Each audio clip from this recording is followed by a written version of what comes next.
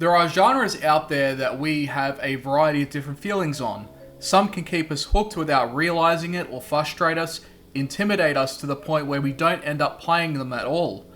As for me, there are genres out there that I admire from a distance, but could never really see myself playing, adding to the fact that as I get older, I have less time overall. This reality can make it difficult to open yourself up to other genres that you may potentially enjoy because you already know what you like, and if you're already stretched thin on free gaming time, then it's just easier to play what you're already into. For a long time, survival games were something that I liked the idea of, and have even tried some here and there, but never for too long, and I would always lose interest fairly quickly because I was so used to a tailor-made experience, which is what a lot of other games provide.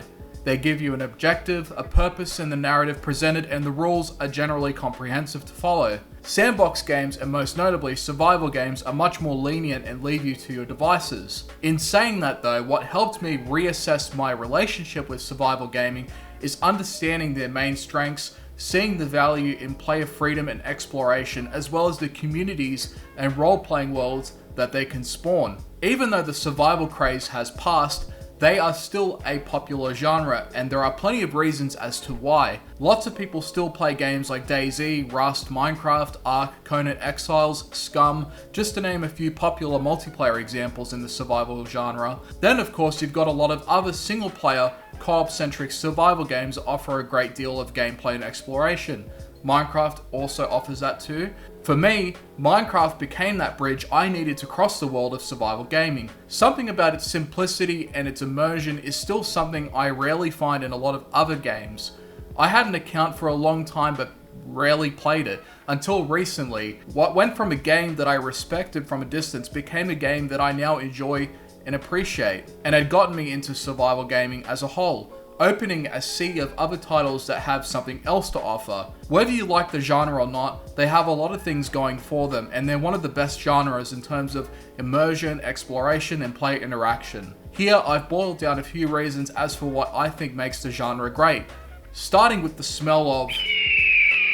Survival games and sandbox games have one thing in common: freedom. And it's usually because sandbox worlds are such an integral part of the survival experience. Placed inside of a procedurally generated world or a crafted world that feels like it's being stretched to the infinite, you can interact with just about everything there. And most importantly, you can do whatever you want.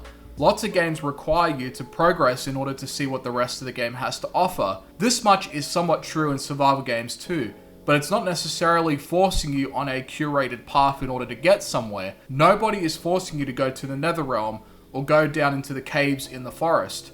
You can give the story a middle finger and go about your own way. There are still lots of players in the Minecraft community that still haven't beaten the Ender Dragon. Not because they can't, but because they don't give a shit. And there are probably people still setting up camps and fortresses in the forest, ignoring their kid entirely. Sure, there may be goals to reach that progress in the game, but that is a choice that you've made in the sandbox world of a survival game. In multiplayer games, people go into experiences like DayZ and Rust for all different reasons. You can roleplay a sketchy trader, a slave for a brutal clan that pokes you around for entertainment, or forcing you to scout for trespassers with a sniper on your back. Or you could be a forager that lives in the woods and minds your own business peacefully. The freedom that these games provide is seldom found in a lot of other genres because there are infinite forks on the road when you're playing a survival game, and sure, some may be a more specific kind of survival game, but for the most part, you can still have the choice of going your own way in the sandbox at any time, even with the presence of a story with tasks to follow. At the same time though, the infinite possibilities can be overwhelming, especially when the player is stuck thinking of what to do. It's easy to just pick up Call of Duty where it gives you a gun and tells you to get kills with it. In survival games, it's really up to you what you want to do. Freedom is a double-edged sword and can only be appreciated when you understand its value. You can also set any goal that comes to mind. Achieving simple and complex goals at any point in time is another thing that survival games do really well. The world can either be your oyster or just be a place to exist in. There's a sense of serenity that can sometimes be felt in certain games. Exploring the landscapes of Skyrim, wandering along Night City and Cyberpunk, scavenging along the Mojave in New Vegas, or just exploring the beautifully crafted worlds in Minecraft like the Eldaria Islands, survival gaming gives you this sense of just existing in the world where it moves on with or without you. Most games give you a preset to operate on, a story to follow where you see the character evolve and change over time. In survival games though, you evolve and change over time with your knowledge of the world, its mechanics and application of resources evolving gradually. You're an agent of your own destiny in these games. Your life can be as chaotic or as simple as you make it. Unless you play Rust or SCUM, you're fucked either way. This unique feeling can be difficult to replicate though, because each experience affects each person differently. Survival games, however, have a high chance of this occurring because it gives you the means to go about your own way, and over time you feel that with each milestone. Your effect on the world matters more because of the persistent changes that you make.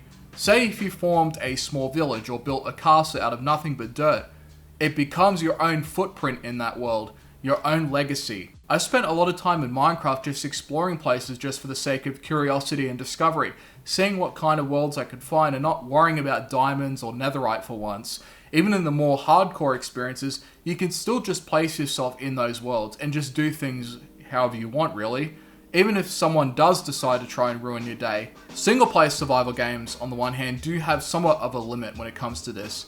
Playing alone can eventually create a sense of loneliness, which can be remedied in either a co-op or PvP-centric world where the presence of other players can make the world feel less lonely, even if it can be a sweatfest or just full of people that just want to do nothing but take all your loot. Sharing the experience with other people, whether they're good or bad, only adds more to a place of being in these games, and it's part of why they're so popular still. The infinite pool of stories shared by people in the community have only strengthened that feeling of existence in survival gaming. People interact in a multitude of ways, and even if I made up a story out of thin air, it more than likely happened in one of those games anyway. The great thing about these games too is story without narration.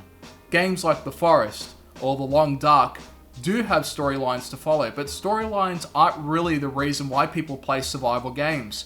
It's just the immersion and the interactions with the world and other people that they go for. You make up your own stories that can then spawn just from the outcomes of events unfolding. If nothing else, this is one of the main reasons why so many people play games like DayZ and Rust and other multiplayer sandbox survival games, or even just single player games where you make up your own path and your own stories. And all of it boils down to one of the biggest strengths of the genre, creativity. As I was saying before, there are lots of games where you're generally given an objective as well as a storyline to follow. Survival games have this as well to a degree, but you're ultimately left to your own devices, and even when you do beat the game, you just continue going about your business as before. One of the biggest problems with survival games though is that they can be pretty daunting in the beginning, especially when you try and get into games like SCUM or even other games like Cataclysm or Project Zomboid. Lots of features and mechanics to take into account. Your creative juices really only come into play when you have a basis of how the games work. Not everyone, of course, has to be creative. Not everyone is recreating entire cities or building a mega fortress out in the middle of nowhere or running around with a bucket list of things to do. It's more of the self-made goals and objectives that people can struggle with in these type of games, not having anything to do or can't think of anything to do. Whenever I've seen those worlds in Minecraft or the projects or playstyles seen from other players in other survival games, it does give some insight into how so many people can play in their own way, especially when you look past the vanilla mode of the games and look into the server side stuff or the large modding scenes in the survival community.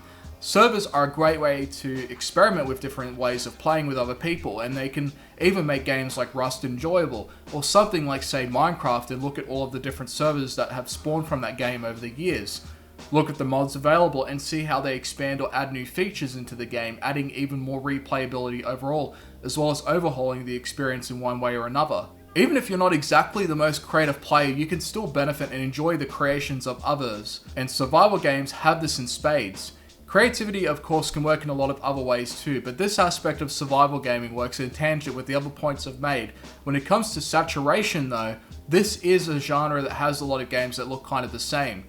You have to do a lot of filtering just to nail down the best ones out there, while the rest don't really have much else to offer beyond what you've already experienced. But that is something that plagues every kind of genre anyway. It's just more prominent in survival games when the usual loop is to gather resources, find weapons, build a base, kill enemies, find food and supplies, repeat. But the aspect of freedom is what also allows room for a lot of creativity in the gameplay and the exploration in terms of role-playing, base building, as well as finding other ways to play the game. So yeah, survival games can be really fun, but again, it's not for everyone. People have lots of reasons for getting into the genre, It's been around for a long time, and it wasn't really until Minecraft that they became a lot more common, providing a bedrock that other games could operate on and expand survival gaming forward. Nowadays you have lots of options, lots of ways to get into the genre, but the feeling of immersion, the potential interactions that you can experience with other players, and the challenge of starting with nothing to having everything makes this one of the most satisfying genres out there. However, there are of course problems. Full loot PvP can be a deterrent for newcomers, especially when they're exposed to fully established clans that are just around the corner, or you log out of Rust and then you log back in to find out that you've just been killed, or the fact that the games get really easy once you've figured everything out, where the game becomes a different genre and not really a survival game anymore, where you don't need to survive and have all the resources you need. Some games though, like Darkwood and Don't Starve, do a great job however of keeping you on your toes constantly, even when you feel like you have a footing in the game. And as for full loot PvP, again, in some of those games, like say in Rust, there are alternative servers for a more casual experience. You don't just have to do vanilla if you don't want to. The actual loop of survival is kind of boring. What keeps people doing it are the other aspects that make the game itself fun. And as I've already said, it can feel aimless if you don't really have a creative mindset and can't spontaneously come up with objectives and goals of your own beyond what the game shows you already. And finally, the sense of grinding. Grinding resources is something that these games all have in common, but some even more so than others, and that's when it becomes something that doesn't respect your time. So it becomes a case of finding a game that has some grinding, but not so much to the point where you're doing 40 hours a week of mining or something like that. Some people enjoy this, but the majority of people play to escape or just unwind and have a good time. So it's usually better to get into those kind of games where it's more intuitive than realistic. But when you find the right survival game, even if it is a simple and minimalistic one, it can be a gateway to a lifetime of memories and unique experiences that can be hard to find in other games. Stay tuned and thank you for watching.